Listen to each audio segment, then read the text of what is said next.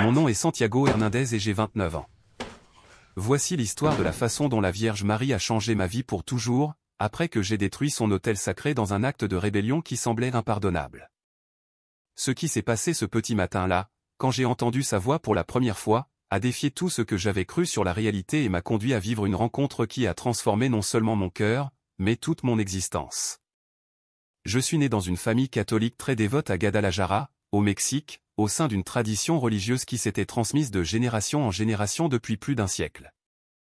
Ma mère, Maria Elena Hernandez, maintenait un magnifique autel dédié à la Vierge de Guadalupe dans notre salon principal, où elle récitait le chapelet chaque nuit sans faute, d'aussi loin que je me souvienne. C'était un espace sacré qu'elle avait construit avec amour au fil des ans, y ajoutant des images, des fleurs, des bougies et des objets bénis qu'elle avait collectionnés lors de pèlerinages. Mon fils, me disait ma mère chaque matin en allumant les bougies de l'autel, la petite Vierge brune veille toujours sur nous. Elle intercède pour nous auprès de son Fils Jésus. N'oublie jamais de lui demander sa protection maternelle. Ces paroles résonnaient dans la maison comme une prière constante, accompagnée de l'arôme du copal et du doux scintillement des bougies votives qu'elle maintenait allumées jour et nuit devant l'image de la Guadalupana. L'autel de ma mère était véritablement impressionnant. Une belle image de la Vierge de Guadalupe, de taille moyenne, occupait le centre, entourée de fleurs fraîches qu'elle changeait religieusement tous les 3 jours. Il y avait des bougies de différentes couleurs selon les intentions spécifiques, des chapelets bénis qu'elle avait collectionnés pendant des décennies de pèlerinage, des photographies de membres de la famille décédés qu'elle confiait quotidiennement à la protection mariale, et de petites plaques d'argent avec des témoignages de miracles reçus. C'était le cœur spirituel de notre foyer. Mon père, Roberto Hernandez, bien que moins dévot que ma mère, respectait profondément sa foi et se joignait occasionnellement aux prières familiales. « Ta mère a un lien spécial avec la Vierge », me disait-il quand j'étais enfant. J'ai vu des choses dans cette maison que je ne peux expliquer, mais je sais que nous sommes protégés par quelque chose de plus grand que nous. Ces paroles m'intriguaient toujours, même si à l'époque je ne comprenais pas entièrement à quoi il faisait référence. Pendant mon enfance et ma jeune adolescence, j'acceptais cette dévotion familiale comme une partie naturelle de notre vie quotidienne. Je participais aux prières du soir, j'accompagnais ma mère aux pèlerinages annuels à la basilique de Guadalupe, j'aidais à changer les fleurs de l'autel et je maintenais un respect instinctif envers cet espace sacré qui trônait dans notre salon. La présence de la Vierge était aussi naturelle dans ma vie que respirer. Cependant, en grandissant et en arrivant à l'université, cette foi héritée commença à ressembler plus à une imposition qu'à une conviction personnelle. À 18 ans, lorsque j'entrai pour étudier l'ingénierie au Tecnológico de Monterrey, je fus exposé à de nouveaux courants de pensée, à des camarades de différents milieux religieux et à des professeurs qui promouvaient la pensée critique et scientifique comme les seules voies valables pour comprendre la réalité. Santiago, me disaient mes nouveaux amis universitaires, crois-tu encore sérieusement aux vierges qui apparaissent sur les collines et font des miracles? C'était compréhensible au XVe siècle, mais nous sommes en plein XXIe siècle. La science a expliqué tous ces phénomènes comme des hallucinations collectives ou des fraudes religieuses. Leurs arguments, étayés par des lectures de vulgarisation scientifique, commencèrent à éroder progressivement la foi simple de mon enfance. Pendant mes années universitaires, je développais une attitude de plus en plus sceptique envers la religion en général et envers la dévotion mariale en particulier.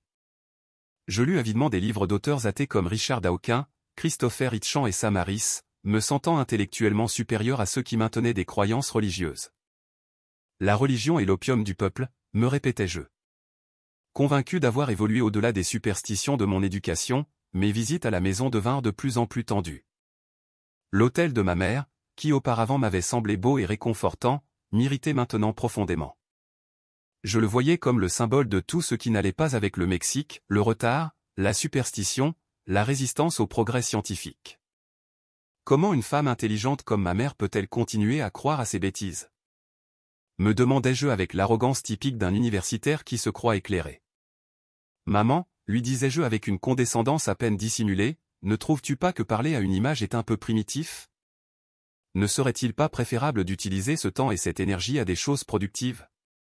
Ses yeux se remplissaient de douleur chaque fois que je mettais en question sa foi, mais elle répondait simplement avec une patience maternelle, « Un jour tu comprendras, mon fils. » La petite Vierge a ses moments pour toucher chaque cœur. À 23 ans, après avoir obtenu mon diplôme avec mention, j'ai trouvé un excellent emploi dans une entreprise multinationale à Mexico. Mon succès professionnel renforça ma conviction d'avoir pris le bon chemin, m'éloignant des superstitions familiales. J'ai emménagé dans un appartement ultramoderne à Santa Fe, décoré d'art contemporain et complètement exempt de toute référence religieuse. Lors de mes visites sporadiques à Guadalajara, mon irritation envers l'hôtel de ma mère s'intensifiait exponentiellement.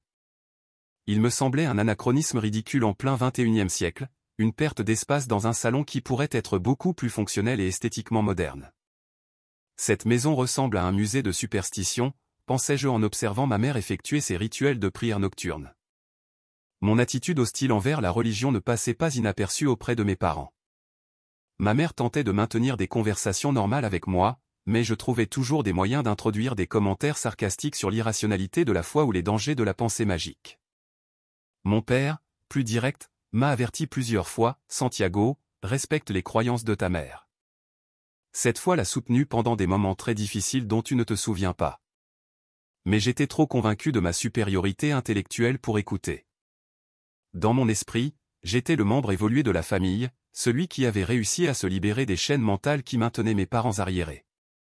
Je considérais mon athéisme comme une sorte de service social, éventuellement, je parviendrais à éclairer ma famille et à les libérer de leurs croyances irrationnelles. La tension familiale atteignit son point critique pendant les fêtes de la Guadeloupe en décembre 2019. J'étais rentré à la maison pour les posadas, principalement à l'insistance de ma mère, qui me suppliait depuis des mois de venir plus souvent. La maison était décorée d'images de la Guadalupana partout, des bougies spéciales allumées, et ma mère avait dramatiquement intensifié ses prières en préparation pour le 12 décembre. « Mon fils », me dit ma mère cette nuit-là, le 1er décembre, les yeux suppliants. « Demain, c'est le jour de notre très sainte mère. Ne veux-tu pas m'accompagner à la basilique ? Cela fait 3 ans que tu n'es pas venu avec moi. Ce serait le plus beau cadeau que tu pourrais me faire. » Sa demande m'a profondément irrité car elle me semblait une manipulation émotionnelle pour m'impliquer dans ce que je considérais une énorme perte de temps. « Maman, je t'ai expliqué 1000 fois que je ne crois pas à ces choses, répondis-je avec une dureté dont j'ai honte aujourd'hui. Je ne vais pas faire semblant de dévotion que je ne ressens pas juste pour te faire plaisir. Ce serait complètement hypocrite de ma part, et j'ai des principes. » La tristesse qui s'étendit sur son visage fut si profonde que je dus détourner le regard, mais mon orgueil m'empêchait de me rétracter. Cette nuit-là, pendant que ma mère récitait son chapelet nocturne devant l'autel, avec une ferveur particulière car c'était la veille du jour de la Guadeloupe, je m'enfermais dans mon ancienne chambre, essayant de travailler sur mon ordinateur portable. Cependant, le son constant de ses prières, l'arôme pénétrant du copal, la lumière scintillante des douzaines de bougies, tout cela me distrayait et m'irritait de manière irrationnelle. Je me sentais comme si la religiosité de ma mère envahissait mon espace personnel, contaminant l'atmosphère de superstition. Chaque Ave Maria que j'entendais me rendait plus tendu, chaque éclat des bougies me semblait un affront à la raison. C'était comme si tout le progrès intellectuel que j'avais réalisé pendant des années était menacé par cette régression à la pensée magique. Vers 23 heures, ma mère termina ses prières et se retira dans sa chambre après m'avoir souhaité bonne nuit avec un sourire forcé qui ne réussit pas à cacher sa tristesse face à mon rejet. Je restais éveillé à travailler sur quelques rapports, mais la présence de l'autel dans le salon, visible depuis ma chambre, générait en moi une irritation croissante que je ne pouvais expliquer rationnellement. C'était comme si l'image de la Vierge me regardait avec un reproche silencieux, comme si elle me jugeait d'avoir abandonné la foi familiale. Ce n'est qu'une peinture, me répétais-je, un objet inanimé auquel ma mère attribue des pouvoirs imaginaires. Elle ne peut pas me regarder ni me juger car elle n'est rien d'autre que du pigment sur de la toile. Mais pour une raison quelconque, cette rationalisation n'éliminait pas l'inconfort que je ressentais. Près de minuit, alors que je révisais des documents sur mon ordinateur, j'entendis un bruit étrange provenant du salon. Au début, je pensais que c'était mon père qui se levait pour boire de l'eau, mais quand je sortis vérifier, je constatai qu'une des plus grandes bougies de l'hôtel s'était renversée et avait répandu de la cire chaude sur certaines des photographies de famille les plus chères de ma mère. L'irritation que j'avais contenue toute la nuit explosa finalement comme un volcan. C'est exactement ce qui arrive avec ces superstitions dangereuses, murmurai-je furieusement en essayant de nettoyer la cire répandue. Des bougies allumées toute la nuit, un risque constant d'incendie, de l'argent gaspillé en bêtises qui ne servent à rien. Mon monologue intérieur devint de plus en plus hostile et impitoyable. Ce fut à ce moment que quelque chose se brisa définitivement en moi. Toutes les frustrations accumulées pendant des années, toute l'irritation envers ce que je considérais comme le fanatisme religieux de ma mère, toute mon arrogance intellectuelle et ma conviction de supériorité morale se cristallisèrent en une fureur destructive envers cet hôtel qui représentait tout ce que j'en étais venu à mépriser de mon éducation religieuse. Sans vraiment y penser, sans calculer les conséquences émotionnelles de mes actes, je m'approchai de l'autel avec une détermination destructive que je n'avais jamais expérimentée. Je vais prouver une fois pour toutes que ce n'est rien d'autre qu'une superstition inutile. Je me sentais comme si j'étais sur le point de réaliser une expérience scientifique cruciale pour prouver définitivement l'inexistence du surnaturel. Avec toute la force de ma frustration accumulée, toute ma rage contre ce que je considérais comme un retard intellectuel, je levai mon pied droit et donnai un violent coup de pied au centre de l'autel. L'impact fut absolument dévastateur. L'image principale de la Vierge de Guadalupe s'écrasa contre le mur arrière avec un bruit sec. Les vases en céramique se brisèrent en morceaux, répandant de l'eau et des pétales sur tout le sol. Les bougies roulèrent dans toutes les directions, dispersant de la cire chaude. Les chapelets s'emmêlèrent parmi les débris comme des serpents brisés, et les photographies de mes grands-parents décédés furent éparpillées parmi les fragments comme des feuilles d'automne. Le son de l'autel se détruisant résonna dans toute la maison comme un tonnerre apocalyptique. J'entendis immédiatement les pas pressés et désespérés de mes parents descendant les escaliers. « Qu'est-ce qui s'est passé? Tu vas bien? Y a-t-il eu un tremblement de terre ?» criait mon père pendant que ma mère courait vers le salon en chemise de nuit et pantoufles. Quand ils virent la dévastation complète, le silence qui suivit fut plus assourdissant que n'importe quel cri d'horreur.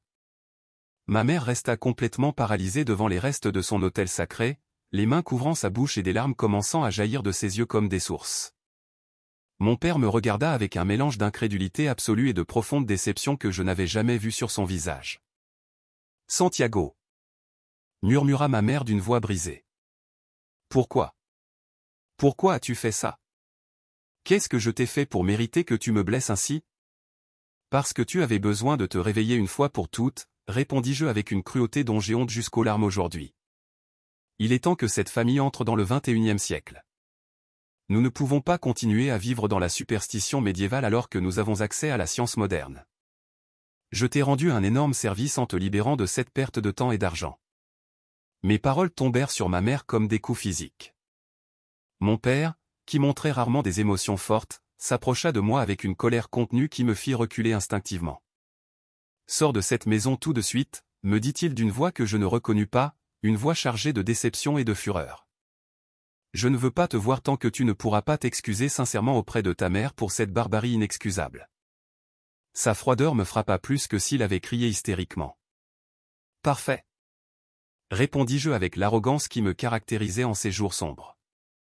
Au moins, maintenant ils pourront vivre dans la réalité sans superstition qui les maintiennent mentalement arriérés. Je pris mes valises, rangeai rapidement mes affaires et quittai la maison familiale, laissant ma mère pleurer inconsolablement parmi les décombres de ce qui avait été son refuge spirituel pendant plus de 30 ans. Je retournai à mon appartement à Mexico, me sentant étrangement vide, malgré mon apparente victoire sur la superstition familiale. Pendant les premiers jours, j'essayais de justifier mes actions en me disant que j'avais agi pour le bien supérieur de ma mère, la libérant d'une dépendance religieuse malsaine qui la maintenait liée au passé. Cependant, l'image de ces larmes dévastées ne me quittait ni de jour ni de nuit. Les semaines suivantes furent les plus solitaires et perturbantes de ma vie d'adulte. Ma mère ne répondait pas à mes appels téléphoniques. Mon père m'avait bloqué de tous ses réseaux sociaux, et je m'étais retrouvé complètement isolé de mon noyau familial.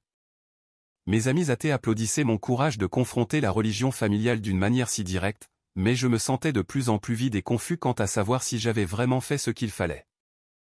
Janvier et février 2020 se passèrent dans un étrange limbe émotionnel. J'essayais désespérément de me concentrer sur mon travail, de sortir avec des amis, de maintenir ma routine normale habituelle, mais quelque chose avait fondamentalement changé en moi après avoir détruit l'autel. C'était comme si j'avais brisé quelque chose de bien plus profond que des objets religieux. J'avais brisé une connexion ancestrale avec quelque chose que je ne savais pas que je valorisais avant de le perdre pour toujours. En mars, lorsque la pandémie mondiale et le confinement obligatoire commencèrent, mon isolement physique s'ajouta dramatiquement à l'émotionnel. Enfermé dans mon appartement, sans distraction sociale, sans la routine du travail en présentiel, je commençais à réfléchir profondément à mes actions pour la première fois depuis des mois. La solitude me força à affronter des questions que j'avais systématiquement évitées. Pendant les longues nuits de quarantaine, je me rappelais fréquemment l'expression absolument dévastée de ma mère en voyant son autel sacré transformé en décombres. Je commençais à comprendre très progressivement que pour elle, cet espace n'était pas simplement une décoration religieuse, mais le centre vital de son existence spirituelle. C'était le lieu où elle trouvait consolation dans les moments difficiles, où elle intercédait quotidiennement pour sa famille, où elle maintenait vivante la mémoire sacrée de ses êtres chers décédés. Et si j'avais complètement tort? Me demandais-je pour la première fois depuis des années, une nuit d'avril, en observant la ville vide depuis ma fenêtre du 20e étage. Et si la foi de ma mère n'est pas une superstition primitive, mais quelque chose de profondément réel que je n'ai pas su comprendre?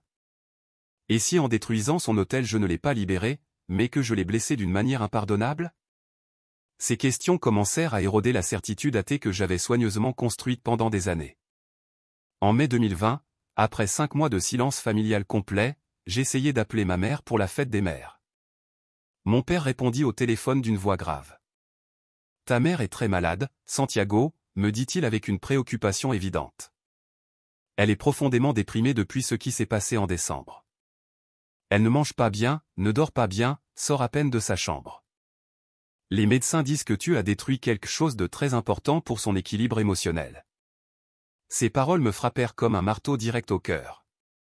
Je n'avais jamais sérieusement envisagé que mon acte de libération intellectuelle puisse avoir des conséquences aussi dévastatrices sur la santé mentale et physique de ma mère. Puis-je lui parler, s'il vous plaît? Demandai-je d'une voix que je ne reconnus pas comme la mienne. Elle ne veut pas te parler tant que tu n'auras pas réellement compris la magnitude de ce que tu as fait, me répondit mon père avant de raccrocher brusquement. Cette nuit-là, j'expérimentai la première crise de conscience authentique de ma vie d'adulte. Je reconnus que, indépendamment de mes croyances personnelles sur la religion, j'avais profondément blessé la personne qui m'aimait le plus inconditionnellement au monde. Ma croisade personnelle contre la superstition avait causé un dommage réel, tangible, mesurable, à quelqu'un qui ne le méritait absolument pas. Les mois suivants furent des montagnes russes émotionnelles brutales. J'essayais de chercher des moyens de réparer le dommage que j'avais causé sans compromettre complètement mes convictions.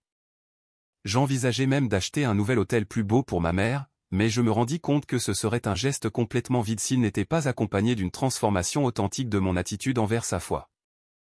En octobre 2020, mon père m'informa que ma mère avait été hospitalisée pour dépression sévère et anxiété chronique. Les médecins dirent qu'elle avait urgemment besoin du soutien de toute sa famille pour avoir la moindre chance de se rétablir. « Viens la voir immédiatement » me supplia mon père d'une voix brisée. « Elle te demande constamment. Elle dit qu'elle te pardonne, mais qu'elle a besoin de savoir que tu la pardonnes de t'avoir imposé sa religion pendant ton enfance. » Ces mots me brisèrent complètement l'âme. Ma mère, la victime innocente de mon vandalisme religieux, se sentait coupable de m'avoir imposé sa foi pendant mon éducation. L'ironie était dévastatrice, j'avais détruit son autel pour la libérer de la superstition, mais elle pensait que sa dévotion maternelle avait été préjudiciable à mon développement. Le niveau de mon aveuglement spirituel commença à devenir douloureusement évident. Je me rendis immédiatement à Guadalajara et passai des heures interminables à l'hôpital auprès de ma mère. Elle était physiquement fragile, avait perdu beaucoup de poids, mais ses yeux gardaient la même tendresse maternelle que toujours. « Mon cher fils », me dit-elle en prenant ma main avec des doigts tremblants, « pardonne-moi de t'avoir forcé à croire en des choses que tu ne ressentais pas dans ton cœur. Je voulais seulement te protéger, mais je comprends que chaque personne doit trouver son propre chemin vers Dieu. » Son pardon inconditionnel me brisa émotionnellement complètement.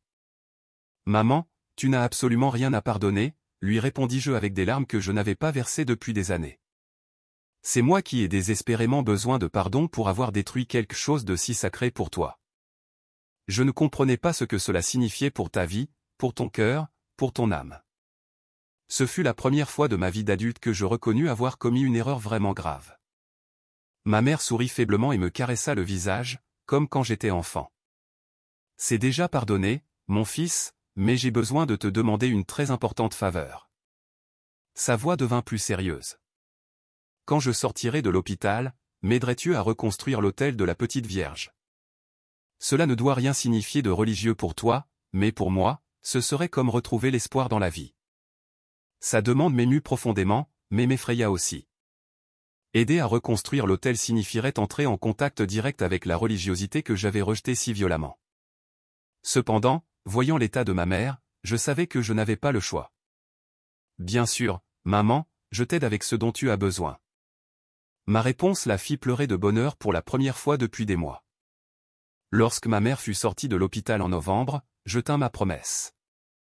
Nous sommes allés ensemble dans des magasins d'articles religieux du centre de Guadalajara pour choisir une nouvelle image de la Vierge de Guadalupe, des vases appropriés, des bougies spéciales et tous les éléments nécessaires pour reconstruire son espace sacré.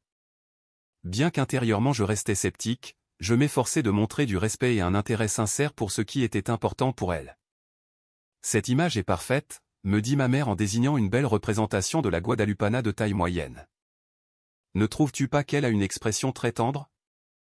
Je ne voyais rien de spécial dans l'image, mais sa joie était si évidente que je répondis, oui, maman, elle est très belle. Je pense qu'elle aura l'air parfaite dans le salon. Pendant les semaines suivantes, nous avons travaillé ensemble à la reconstruction de l'hôtel.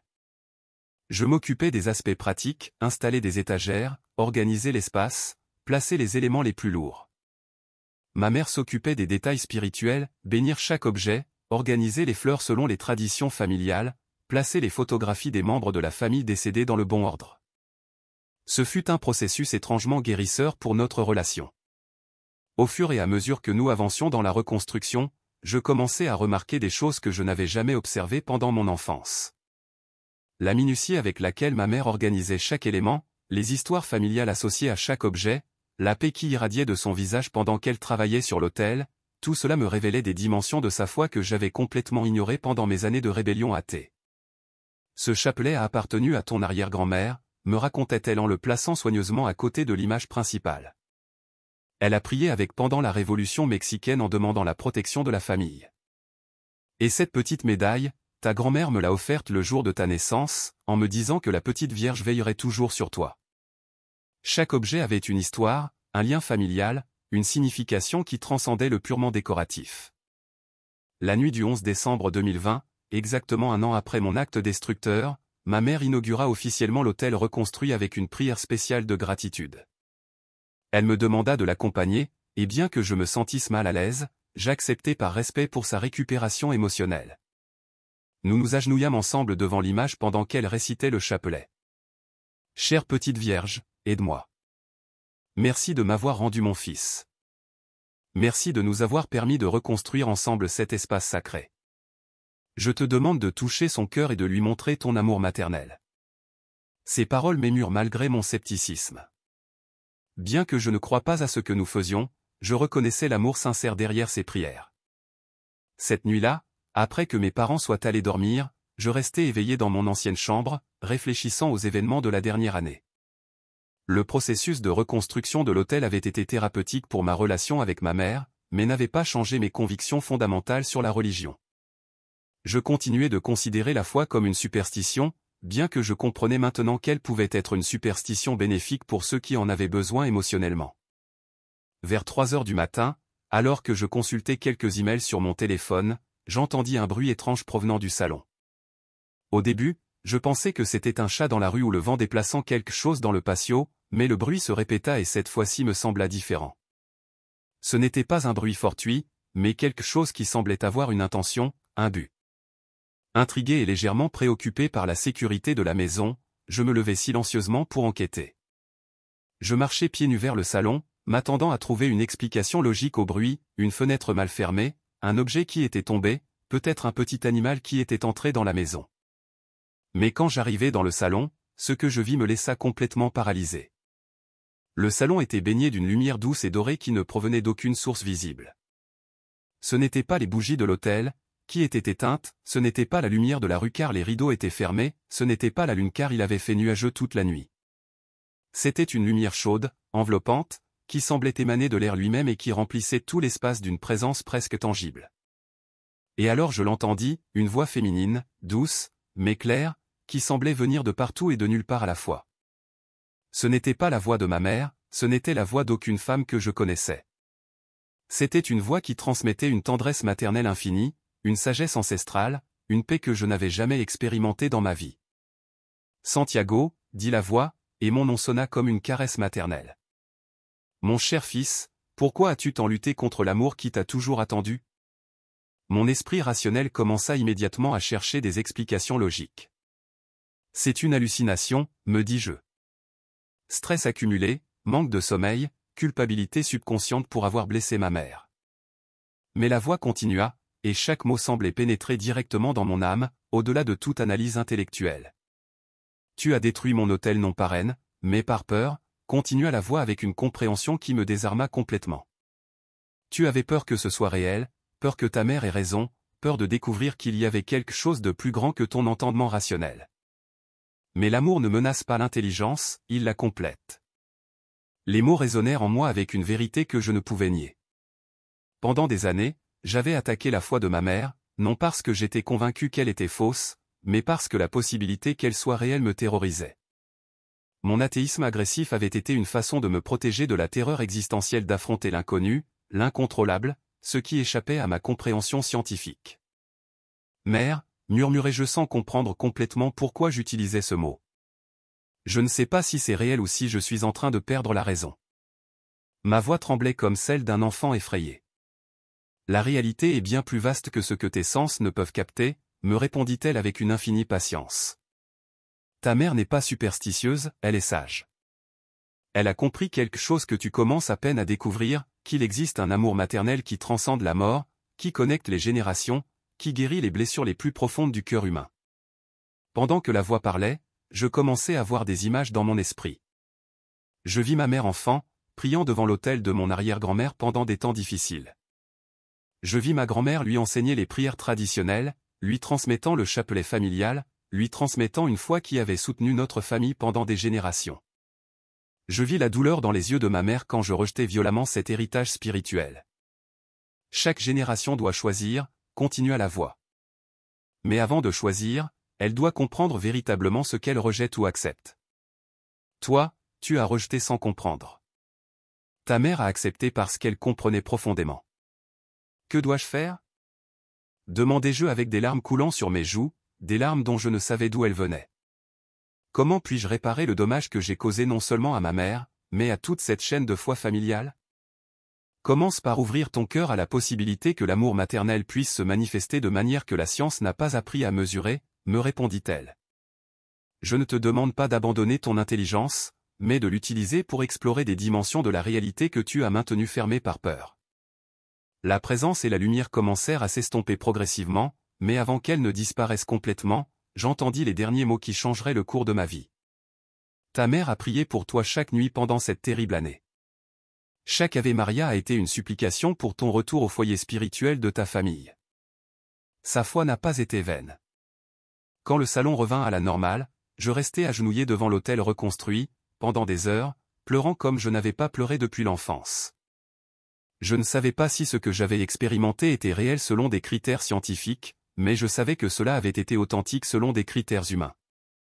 J'avais touché quelque chose de profond, quelque chose qui transcendait mes catégories mentales habituelles.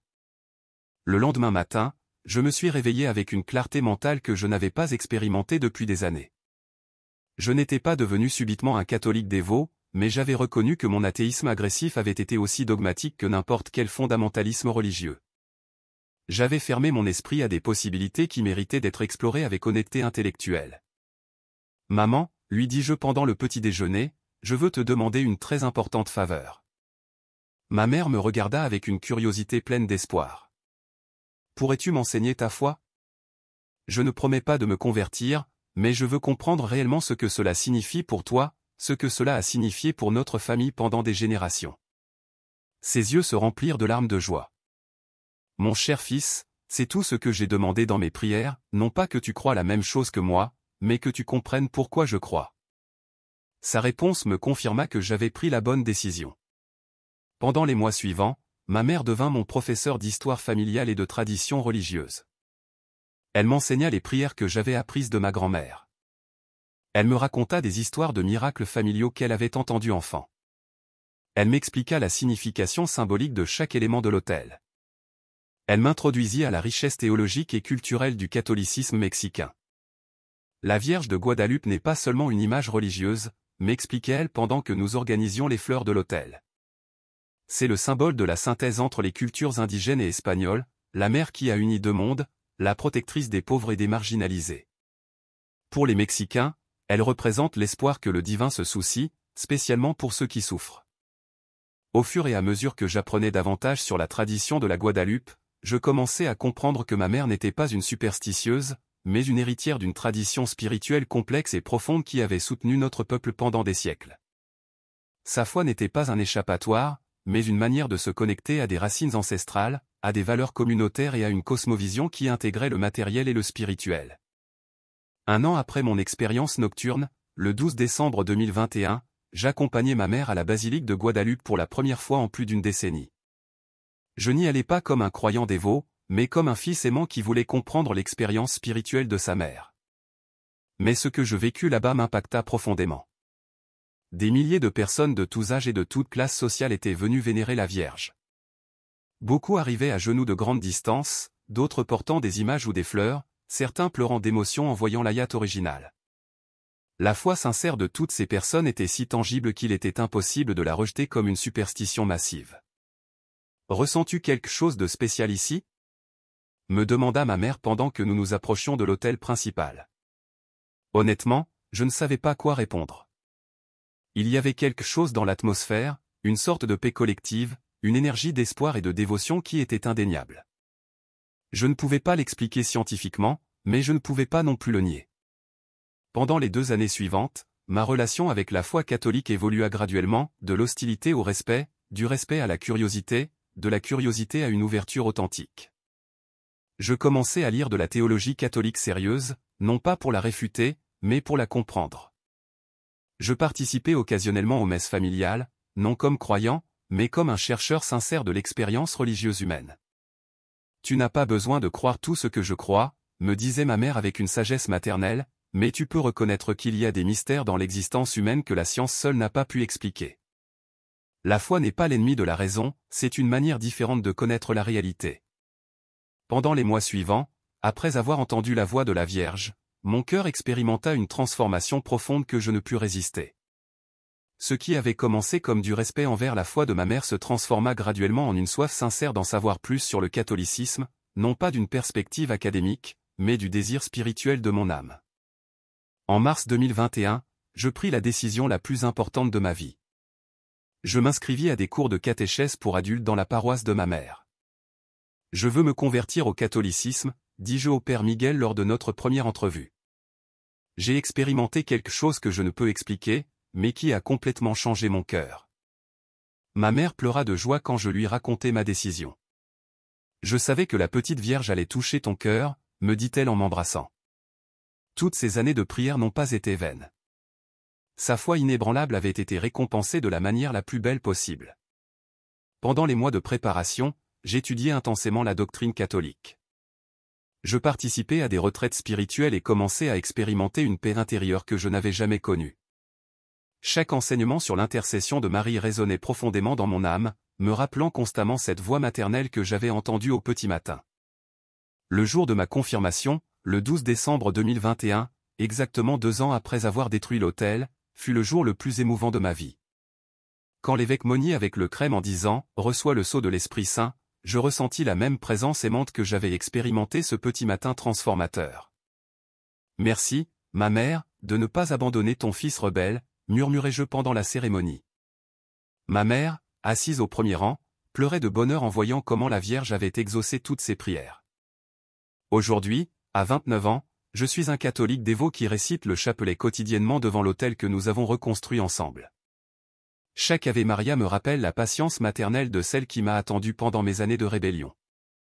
Je suis revenu aux traditions familiales que j'avais autrefois méprisées, mais maintenant je les vis avec la maturité de celui qui les a choisies librement après avoir expérimenté la grâce divine.